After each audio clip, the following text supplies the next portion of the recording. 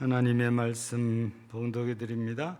신약 성경 누가복음 17장 5절부터서 10절까지입니다. 신약 성경 누가복음 17장 5절 5절부터 10절까지 124쪽이나 125쪽 되겠습니다. 봉독해 드립니다. 사도들이 주께 여짜오되 우리에게 믿음을 더하소서 하니 주께서 이르시되 너희에게 겨자씨 하나일 만한 믿음이 있었더라면 이 뽕나무들어 뿌리가 뽑혀 바다에 심기어라 하였을 것이요 그것이 너희에게 순종하였으리라. 너희 중 누구에게 밭을 갈거나 양을 치거나 하는 종이 있어 밭에서 돌아오면 그들어 곧 와 앉아서 먹으라 말할 자가 있느냐? 도리어 그들은 내 먹을 것을 준비하고 띠를 띠고 내가 먹고 마시는 동안에 수정 들고 너는 그 후에 먹고 마시라 하지 않겠느냐? 명한 대로 하였다고 종에게 감사하겠느냐? 이와 같이 너희도 명령받은 것을 다 행한 후에 이르기를 우리는 무익한 종이라 우리가 하여야 할 일을 한 것뿐이라 할지니라. 아멘.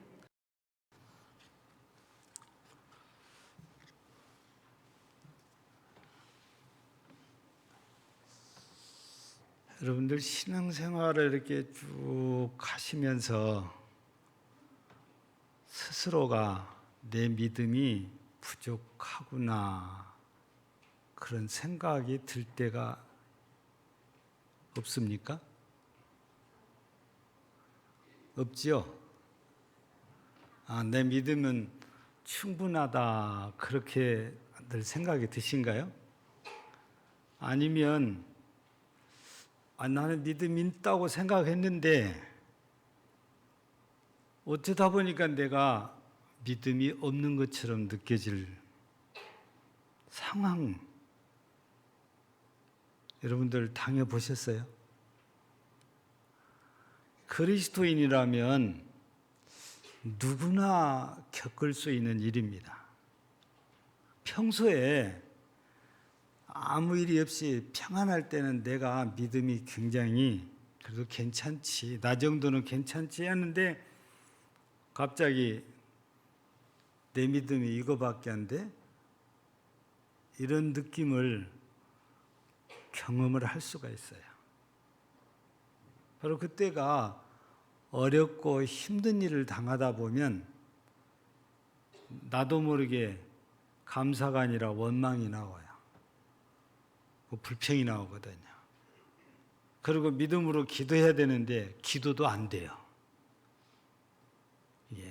이럴 때 보면 내가 믿음이 정말 괜찮은 게 아니고 내 믿음도 별것이 아니구나 이런 생각이 들 수 있는데 근데 이걸 스스로가 깨닫는다면 그래도 대단한 사람입니다. 근데 대부분은 그 자체를 못 느끼고 그냥 지나치는 것이 우리의 모습일 수 있어요. 오늘 본문에 보면 제자들이 예수님께 하는 말이 있잖아요. 주께 여짜오되 우리에게 믿음을 더하소서.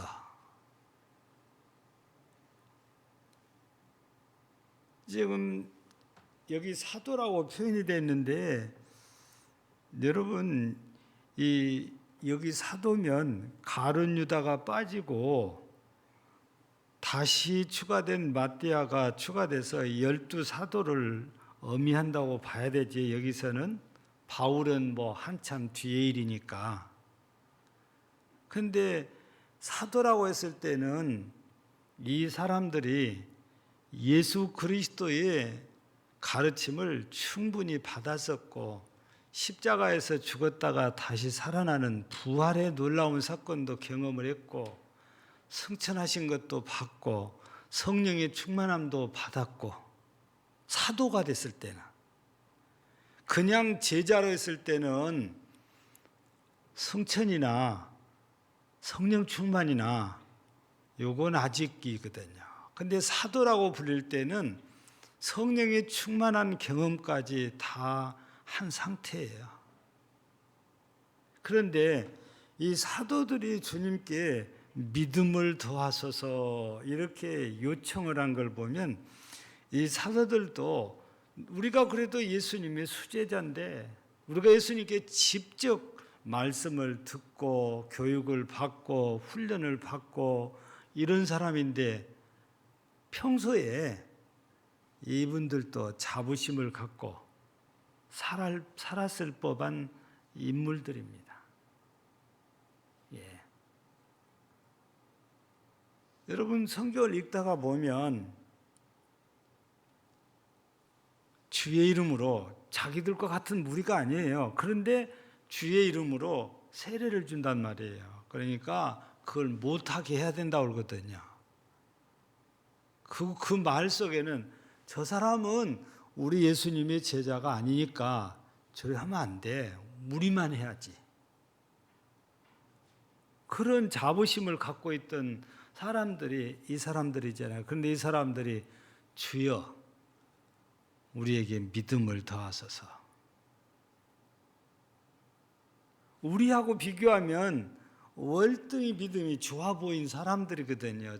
사도들은. 그런데도 주여 우리에게 믿음을 더하소서 이렇게 한 걸 보면 사도들일지라도 하다가 보면 자신들의 한계를 이렇게 느끼기 때문에 그때마다 주님께 주여 믿음을 더하소서 이렇게 간구를 할 수밖에 없었던 거죠. 예.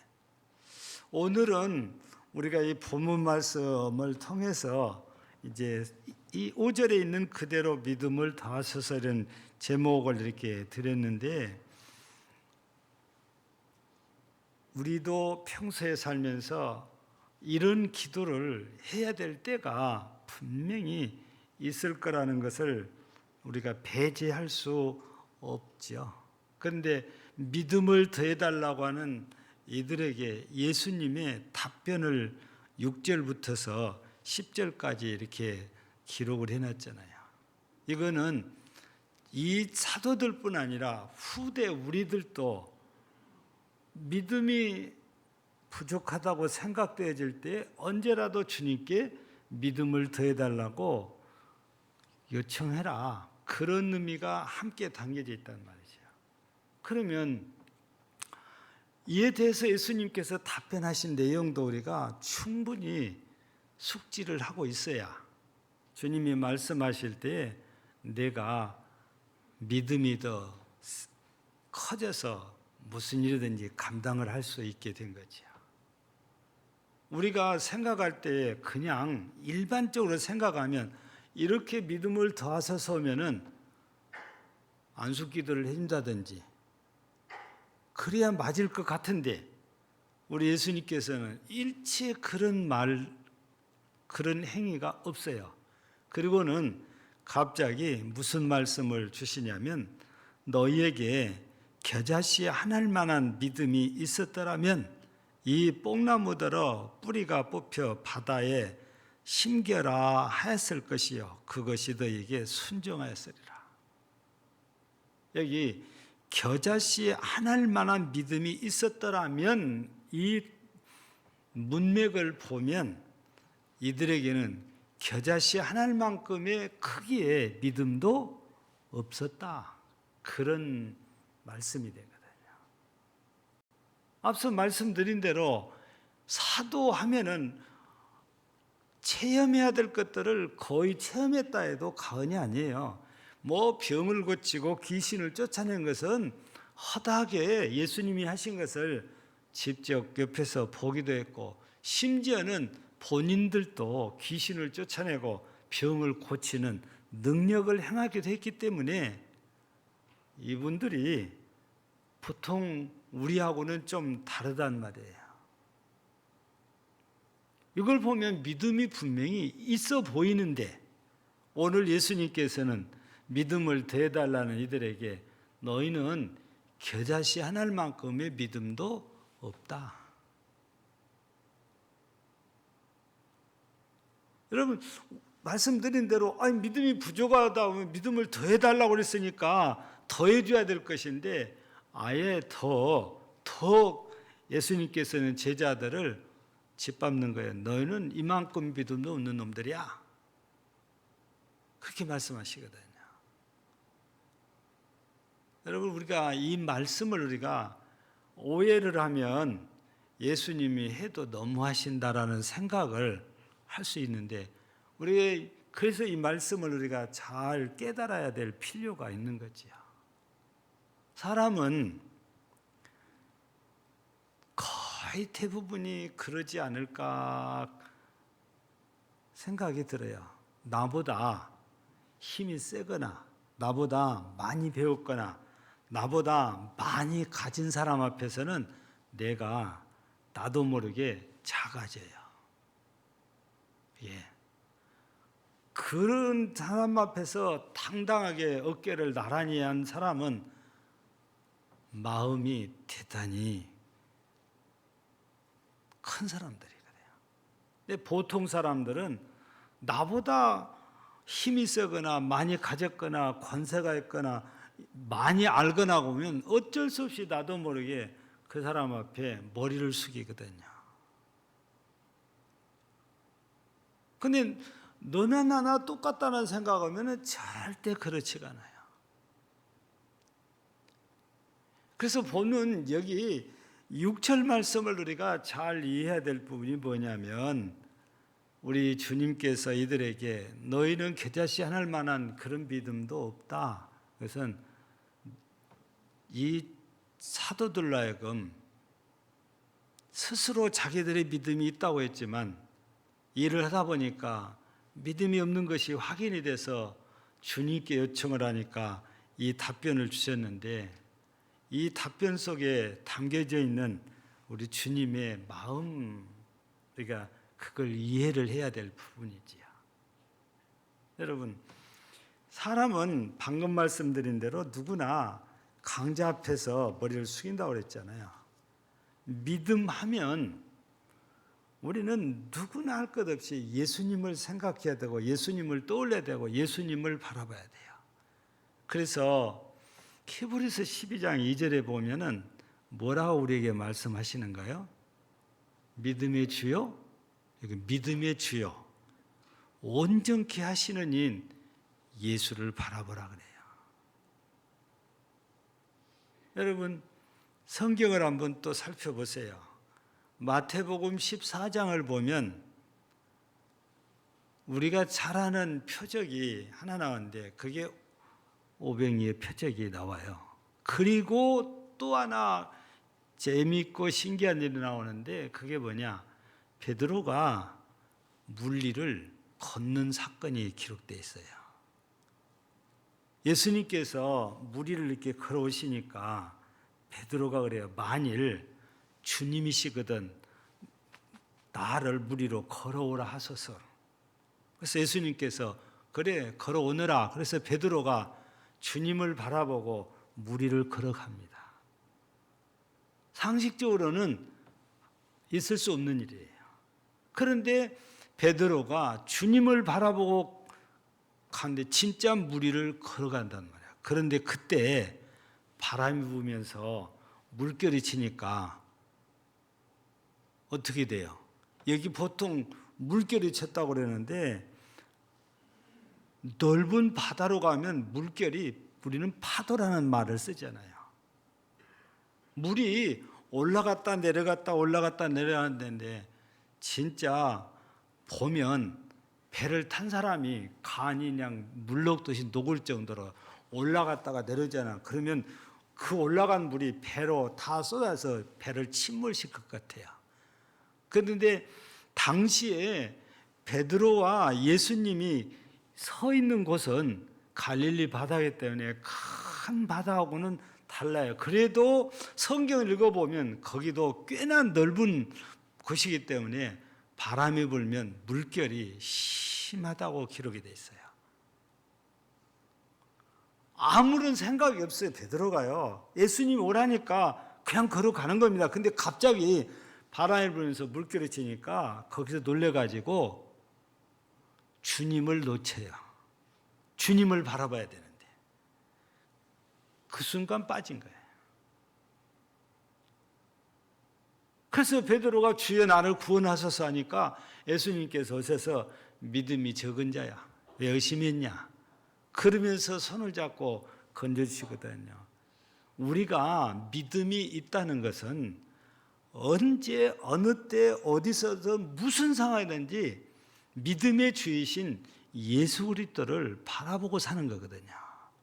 내 시선이 주님께로부터서 떠나면 우리는 믿음 없는 사람이 되기 쉬워요. 지금 본문 말씀을 우리가 좀 더 이해를 하기 위해서 이 얘기를 좀 더 드리면, 조금 전에 제가 그랬잖아요. 이 사도들은 모두가 체험을 한 사람들이라고. 예수님께서 행하신 기적도 눈으로 보았죠, 옆에서. 그 본인들도 귀신도 쫓아내고 병도 고친 체험이 있어요. 그러다 보니까 이 사람들이 자기도 모르게 교만해질 수 있어요. 나도 되네? 그런 거예요. 나도 귀신 쫓아낼 수 있네? 나도 병 고칠 수 있네? 그러면서 교만해진단 말이죠. 그래서 그렇게 되면 주님을 바라보지 않고, 나도 할 수 있는데 뭐, 이렇게 바뀌는 거예요. 여러분, 그때부터서는 예수 그리스도는 믿음이 아니고 자기 혼자 할 수 있다는 교만한 생각에 사로잡히게 돼요. 그럼 안 되는 거예요.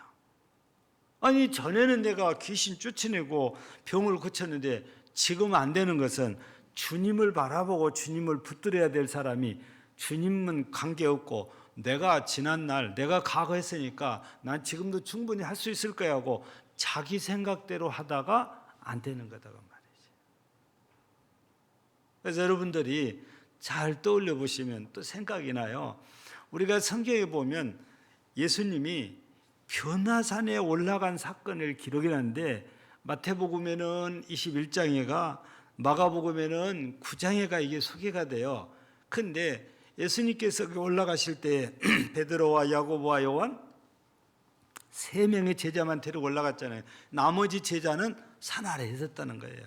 그런데 어디서 들었는지 귀신이 들려가지고 간지라는 아들을 아버지가 예수님 계신다는 소문을 듣고 왔어요. 와서 보니까 예수님은 산에 올라가시고 안 계세요. 제자들만 있어요. 그래서 제자들에게 고쳐달라고 그래요. 사람들이 과거에 자기들 해봤으니까 해요. 됐어요? 안 됐어요? 안 됐어요.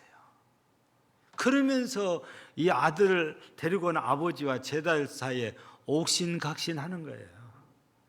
그러는 사이에 예수님께서 세 제자를 데리고 산에서 내려오시거든요. 무슨 일이냐?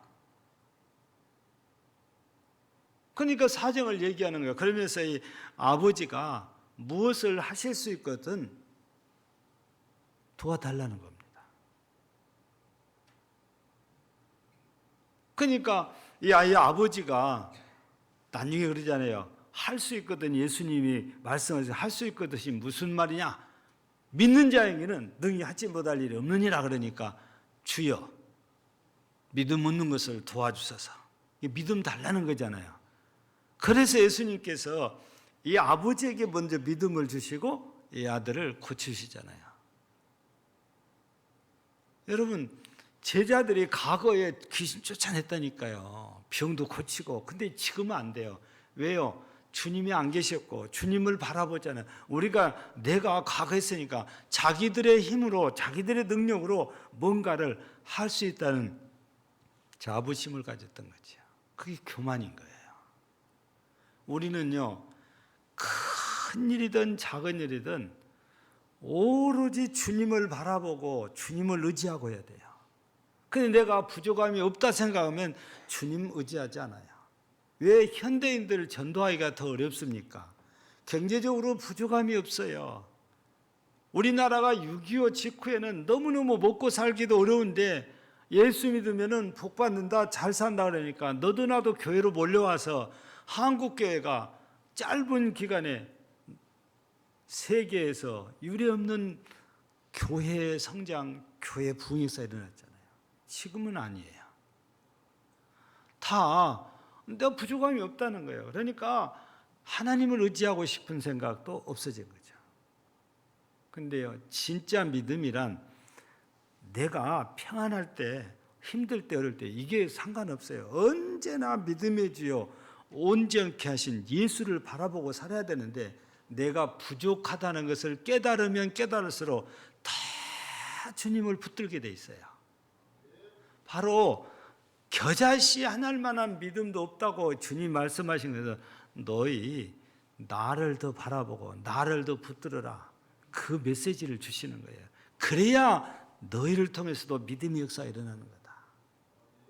그러니 믿음을 더하는 방법이 다른 방법이 아니에요. 주님을 더 바라보고 주님을 더 의지하는 겁니다. 그게 우리가 믿음이 커지는 방법이에요. 바로 오늘 겨자씨 하나일 만한 믿음도 없다고 하신 말씀은 책망 같은데도 너희가 어떻게 해야 믿음이 더해지는지 그걸 깨우쳐 주시는 말씀이다 그거죠. 두 번째는 집에, 주인 집에 종들이 있단 말이에요. 7절에 보니까. 근데 종들이 어떤 종은 밭에 가서 밭 갈고 일을 하고 돌아오고, 어떤 종은 가서 양을 돌보고 돌아왔어요. 하루 종일 떼 앞에서 일하고 돌아왔어요. 근데 주인이 아이고 너희들 고생했다, 어서 밥 먹어라, 그렇게 하지 않는데요. 수고했단 말도 안 하고 아무리 해도 고맙단 말도 안 해요. 그리고는 뭐예요? 빨리 저녁 식사 가지고 오느라는 거예요. 인간적으로 생각하면 해도 너무하네. 아마 오늘날 같으면 절대 이해가 안 되는 부분이에요. 예.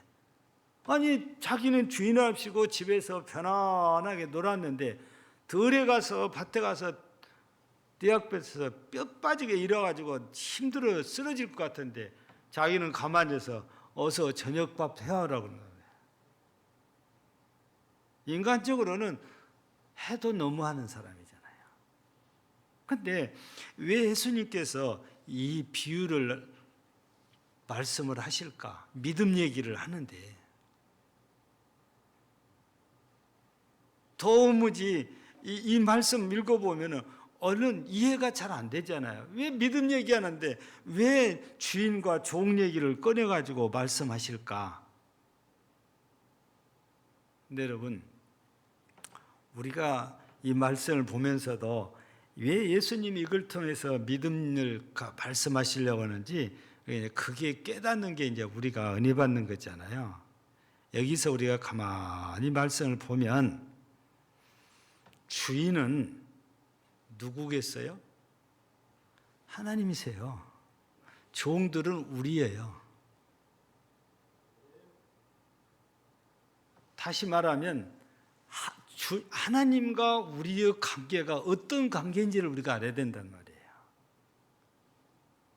그리고 주인이 나에 대해서 어떤 주권을 갖고 있어요? 주인이라고 그랬잖아요. 왜 주인입니까? 첫째는 창세기를 보면 하나님이 우리를 만드셨다고 그러잖아요. 만드신 분이 주인이잖아요. 그래서 잘 살으라고 했는데 에덴 동산에서 결국에 선악과를 따먹음으로 말씀을 거역하여 죄를 지어요. 그래서 여기서 쫓겨납니다. 그리고 정령 죽으리라.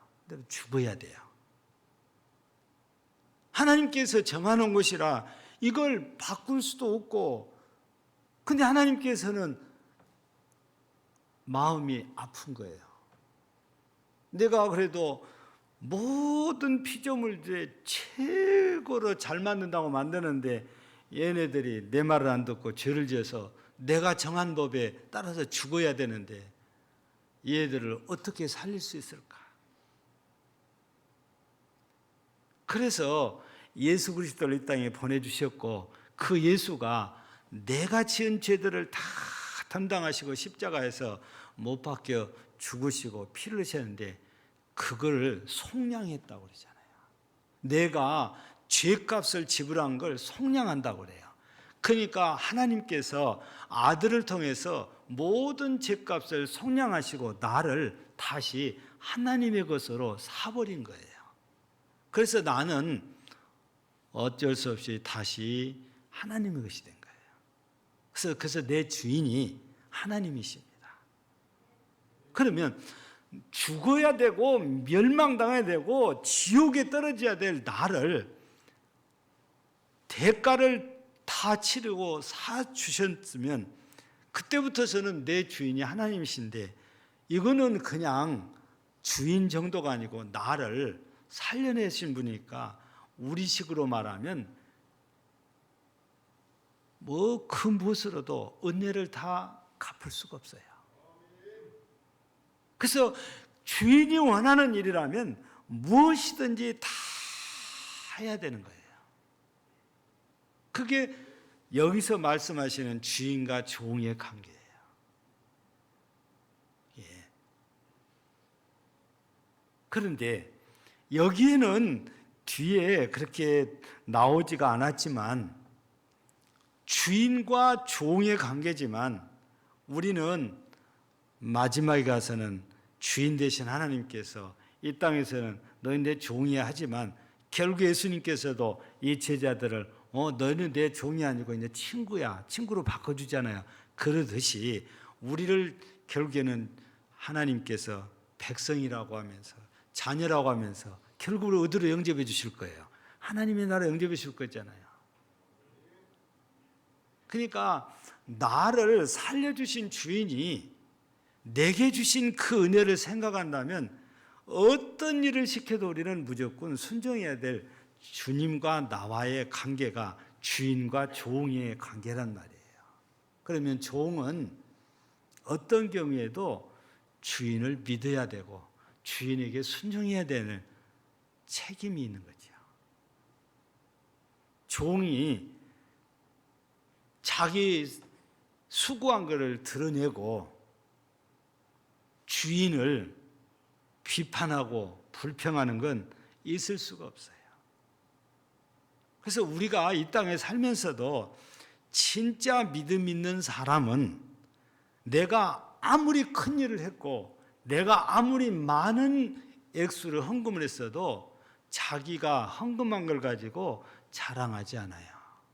다 주님께서 내게 은혜를 주셔서 한 거고 다 주님께서 내게 복을 주셔서 한 거지, 내가 똑똑하고 내가 잘나고 그래서 한 거 아니라고. 결국 주님께 영광을 다 돌린단 말이에요. 그것이 나와 주님의 관계예요. 분명히 인간적으로 볼 때 내가 땀 흘리고 수고해서 돈을 벌어가지고 바친 거잖아요. 그런데도 그건 내가 한 게 아니고 주님의 은혜라는 거죠. 그래서 바울 사도도 고린도전서 15장 10절을 보면은 모든 사도보다도 더 많이 했다고 그래요. 근데 내가 한 것이 아니요 주님께서 하신 것이라고 그래요. 그게 주인과 종이 관계예요. 내가 다 했는데도 주인이 영광을 받게 돼 있어요. 주인이 한 것으로 우리가 다 영광을 돌려야 된다, 그 말입니다. 그런데 오늘날 우리 현대 교회에 이렇게 보면 그게 이제 잘 못된 것이잖아요. 다 나를 자꾸 드러내는 거예요. 내가 했다고. 주님이 하신 일이라고 주님을 이렇게 높여드는 것이 아니고 내가 했다고 그런 거죠. 근데 내가 하다가 보면은 어느 시점인가 내 능력에 한계가 와서 안 돼요. 그러니까 오늘 제자들도 사도들도 주여 우리에게 믿음을 더하소서 한 이유가 잘했어요. 근데 어느 시점인가 주님을 잊어버리고 자기 능력에 도취해서다가 안 되니까 그때서야 깨닫고 주님께 와서 주여 우리에게 믿음을 더하소서 한 거거든요. 그러니까 현대 교회도 마찬가지로 주님이 없이 그냥 내가 했다는 겁니다. 우리가 했다는 거예요. 이 결국에 보면 인본주의로 돌아간 거예요. 신본주의가 아니고. 교회가 주인이 주님이신데 주인 대신 주님은 온데간데 없고 사람이 전부 주인이 돼가지고 우리가 했다, 내가 했다 그런 거예요. 이렇게 되면 주님에 대한 믿음이 없어진 상태다 그 말이죠. 근데 이 종들처럼 그런 원망 불편 없이 아무리 자기가 힘들게 일했어도 주인이 시킨 대로 순종하고 있다는 것은 주인을 믿고 있다는 거예요. 여러분, 믿음을 믿고 있다는 증거 중에 가장 큰 증거는 순종이거든요. 우리가 아무리 주님을 믿는다고 입으로 노래를 불러도 그 주님의 말씀에 순종하지 않으면 그분은 입으로만 믿는 거지 실제 안 믿는 거나 진배 없어요. 그래서 주인과 종의 이야기를 통해서 우리에게 믿음 얘기를 하는 것은 어떤 상황에서도 주님에 대한 그 믿음, 이거를 얘기를 하려고 하는 거거든요. 그래서 우리도 이렇게 어떨 때 보면 내가 다 고생해서 한 것 같아서 나를 드러내고 싶을 수도 있어요. 사람이니까. 근데 그럴 때일수록 나를 감추고 우리 주님의 은혜입니다. 우리 주님의 축복하심입니다. 우리는 다 주님께 영광을 돌려야 돼요. 그래야 진짜 믿음이 있는 거예요. 그러니까 모든 영광을 주님께 돌려야 믿음이 더해진다고 말이죠. 그래서 우리가 내 믿음이 더해지고 커지는 것은 오로지 주님께만 영광을 돌려야 그게 가능한 거예요. 그리고 주님만 바라봐야 되는 거지요. 주님만 의지해야 되는 것입니다. 하나 더 우리가 얘기를 더 들으면 우리 마태복음에 보면 15장에 이런 기사가 나오지요. 가나안 여자라고도 표시가 되고 수르보니게 여자라고도 표시가 돼요. 근데 여자가 자기 딸의 귀신이 들려서 말이 아닌 거예요. 그래서 예수님의 소문을 듣고 예수님께 와서 딸 나이를 고쳐달라고 그래요. 근데 예수님께서 답변이 뭡니까? 나는 이스라엘의 잃어버린 자를 찾으러 왔지 너희 찾으러 온 거 아니다. 거절을 딱 하잖아요. 근데도 이 여자가 포기하지 않아요. 주여, 나를 불쌍히 여기소서 하면서 계속 따라갑니다. 그래서 예수님께서 또 말씀하십니다. 어떻게 주인의 상에 있는 것을 개에게 주겠냐? 그럴 수 없다 그러니까 이 여자가 맞습니다. 어떻게 주인이 있는 것, 주인이 드실 것을 개가 먹겠습니까? 그러나 개들도 부스러기는 먹나이다. 그래서 예수님이 이 말을 듣고서야 뭐라고 답변합니까? 여자야, 네 믿음이 크도다. 그리고는 딸을 고쳐주신 거예요. 여러분, 인간적으로 얼마나 자존심 상했겠냐 그 말이야. 이 가나안 여자가. 어지간하면 자존심 상해서 욕하고 가버렸을 것 같아요. 여러분, 우리 구약성경에도 보면 욥의 아내가 너무나 힘드니까 욥에게 뭐라고 그래요? 하나님 욕하고 죽어버리자 그러잖아요. 얼마나 힘이 들면 그러겠어요. 근데 믿음의 대상인 주님 앞에서 그렇게 한 건 어리석은 거잖아요. 그래서 이 가나안 여자는 끝까지 주님 앞에 엎드려서 주님만 붙들었을 때 그 믿음을 주께서 인정하시고 딸을 고쳐주시잖아요. 또 있습니다. 마태복음 8장에 보면 백부장이 자기 하인이 병이 들어 죽게 생겼어요. 그래서 사람들을 보냈습니다. 와서 좀 살려주세요. 고쳐주세요. 예수님이 그를 오시려고 그랬어요. 근데 가만히 생각하니까 유대인들의 문화가 이방인의 집에 함부로 들어오는 게 아니단 말이에요. 그래서 바로 또 다른 사람을 가지고 주여, 주께서 내 집에 오시는 것을 내가 감당할 수 없사오니 다만 뭘로? 말씀만으로 하옵소서. 그랬더니 예수님이 뭐라고 답변하십니까? 내가 이스라엘 사람들 중에서도 이만한 믿음을 본 적이 없다고 칭찬하십니다. 철저하게 주님만 믿고 의지했을 때 아무리 자존심을 상해도 그래도 주님만 믿고 의지했을 때 주님께서 그 믿음을 인정하시잖아요. 그 믿음이 더해지는 것은 오직 주님만 붙들고 바라보고 가는 거지요.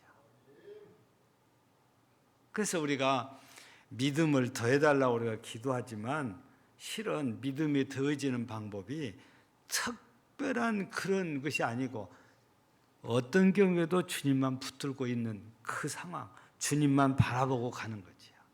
또 우리 마지막에 10절을 보면은 무슨 얘기가 써졌냐면 이와 같이 너희도 명령받은 것을 다 행한 후에 이르기를 우리는 무익한 종이라 우리가 해야 할 일을 한 것뿐이라 할지니라. 여기서 너희도 명령받은 것을 그랬습니다. 그러니까 우리도 주님께로부터 받은 명령이 있다는 거지요.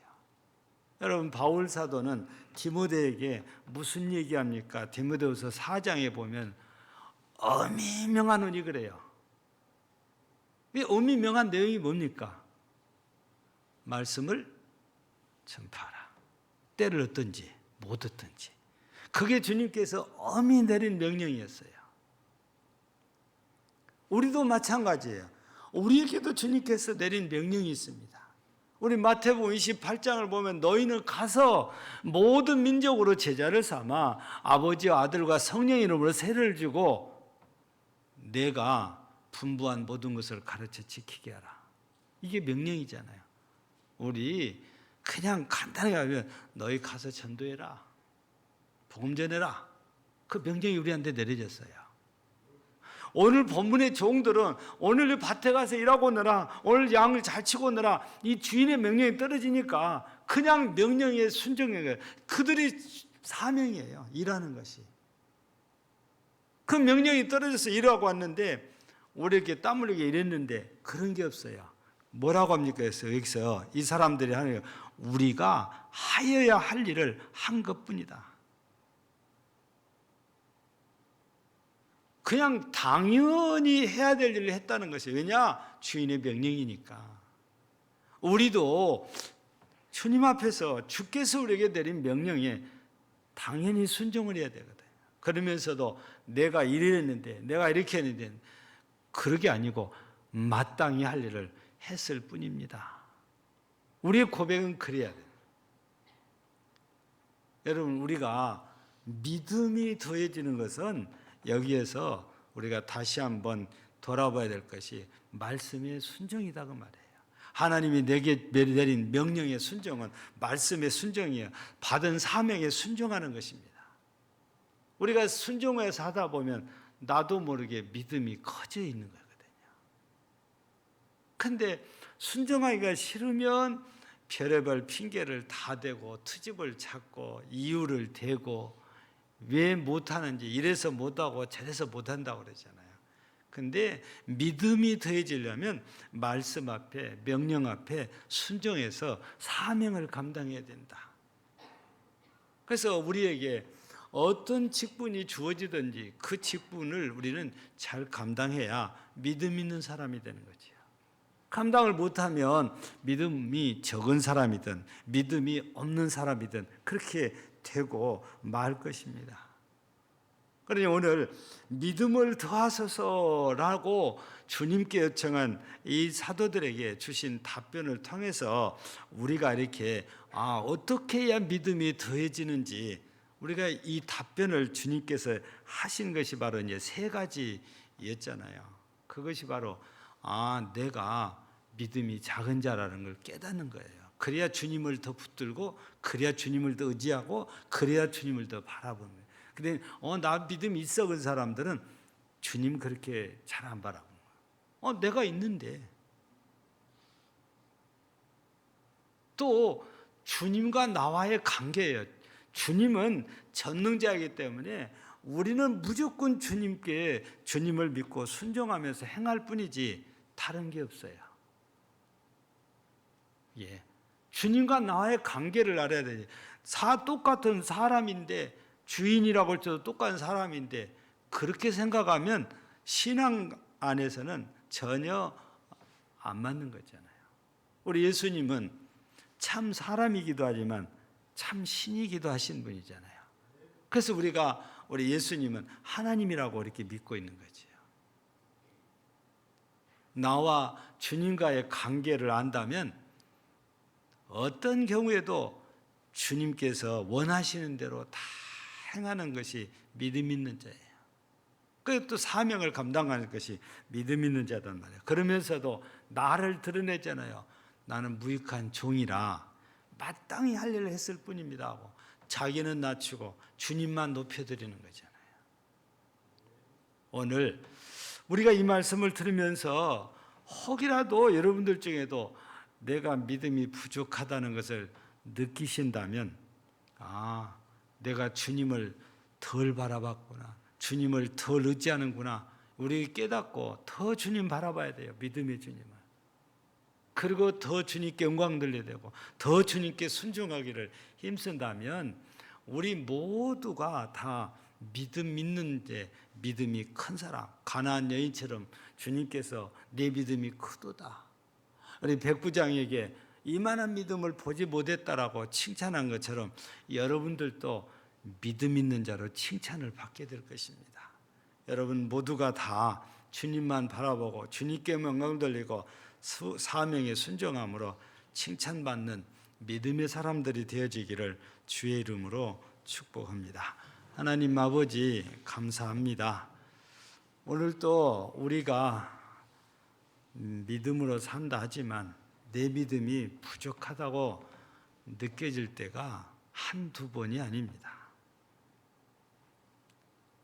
오늘 말씀을 통해서 이럴 때에 어떻게 해야 되는지를 주님께서 주신 답변을 우리가 잘 새기고 이제는 항상 주님 앞에 네 믿음이 크도다라고 칭찬받는 믿음의 성도요, 이만한 믿음을 보지 못한다라고 칭찬하는 그런 믿음의 성도들이 모두 되게 하옵소서.